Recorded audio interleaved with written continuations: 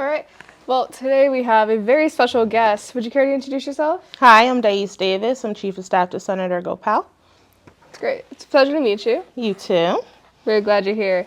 So I wanted to know, what made you want to join the Mayor's Youth Advisory Cabinet? Oh, okay. So when I was in high school, there was a program called the Mayor's Youth Advisory Cabinet. It is for Neptune High School students, specifically those who live in Neptune Township. And I got the notice and my mom made me do it. And I told her, no, I don't want to do that. But I did it anyway, and it changed my life. So I saw opportunities to get involved in my town that I may not have otherwise been able to get. So one example of something that we were able to accomplish was it was during one of the recessions, and the budget was cut, and the senior center was not able to do their annual holiday party.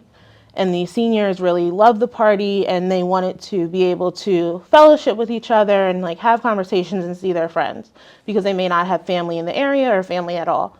So I said, that's a problem. We're going to fix it. And I was able to have a party. We did a senior prom. We had a prom king and queen. It was really great. And I saw how just a little bit of hard work really makes a difference. And I saw how happy all of the seniors were at the end of it. That's great. Moms really do have that knack for finding the right opportunities. So I heard that you were studying criminal justice. Are you still doing that? Yes, so I have my bachelor's degree in criminal justice from Rutgers University.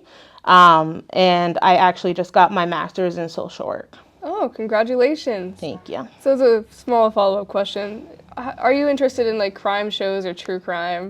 I love Criminal Minds, but I live on my own now, so I can't watch that because then I get scared.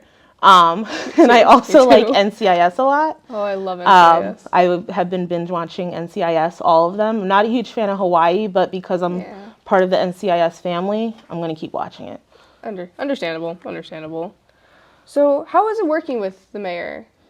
So Neptune Township has a committee system, so it's a different mayor every year. So I have had the pleasure of working through, I want to say, 7 different mayors. Some of them have stayed on and they keep cycling through. Some of them have moved on to other ventures.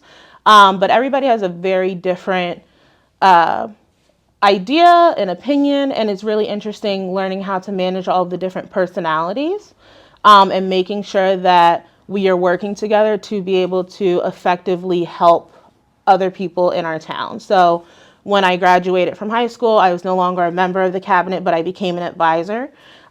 So during COVID, we took a little break because everybody needed a break during COVID, but we're getting ready to start it back up and actually having a conversation with the mayor to kind of see what his initiatives are and how we can work together to make sure that the kids are being represented. So you say this is a good way for people to meet other people with similar beliefs? Absolutely. Similar and very different beliefs. So when I was in the cabinet, we had an athlete, a football player, and wrestler. We had a couple of band members. We had drama students. We had me, who just was friends with everybody. We had like the popular kids. We had the more academic kids. So we got to like know and love each other from working together so often and consistently. And it was good to be able to be exposed to different people with different viewpoints and beliefs. I feel like that is a valuable lesson to learn in life, that even though you come from different backgrounds, have different interests, it's always going to be nice to have well-rounded friends. Mm-hmm.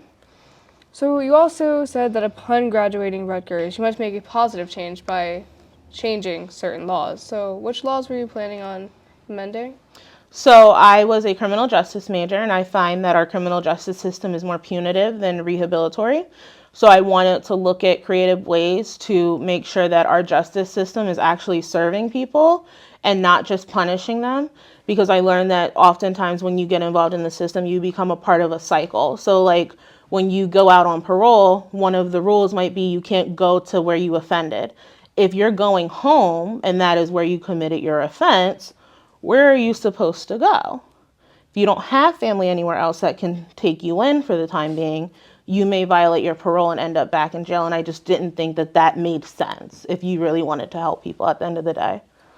So by this opinion, I take you'd be against the death toll. The death penalty? Yes. Yeah, I don't agree with the death penalty. I think you should just be in prison forever.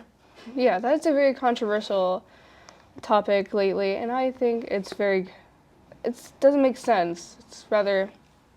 It's hypocrisy, really. You're sentencing someone to death, usually for them causing the death of someone else. And there is no correct way to do it. It's just a lot of experimentation.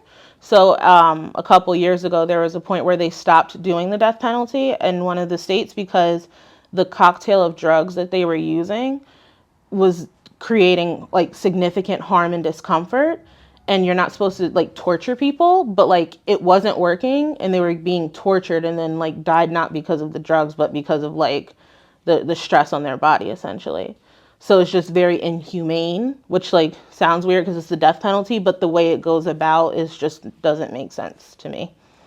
Understandable. So, did you enjoy your time at Rutgers? Rutgers was an adventure, and I am stronger for it. So, I also hear that you are Deputy Chief to Staff of Senator Van Goepel? So I used to be Deputy Chief of Staff, but now I'm his Chief of Staff. I've been his Chief of Staff since August of 2020. Interesting. Congratulations, by the way. Thank you. Congratulations. So, what do you think the future holds for your industry? I think that we're going to see a lot of change. I'm hoping to get a lot of young people like yourself involved and understanding that they have a voice in their community and in their state, making sure that they're aware that they can hold their elected representatives accountable for things that they may say or promises that they make, and knowing that their representatives are humans just like you and I. So you can go up to them and have a conversation and they're not going to like blow you off. I think that is something that everybody needs to understand, whether you're young or old, because we're all going to have opinions that we might not agree with, and we're all going to need, eventually, the courage to speak up for it. And I think that I'm glad that you said that because I have a very close friend that is on the total opposite of the political spectrum that I am, but we have very healthy conversations and we're respectful of one another.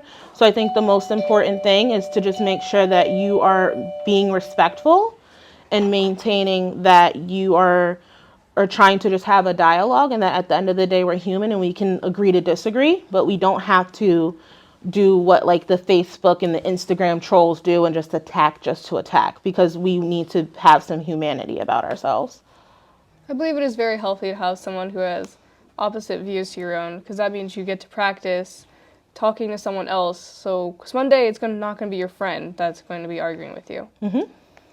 Now, before I wrap this up, I wanted to ask, if you could trade places with any person in any point in history, who would it be and why?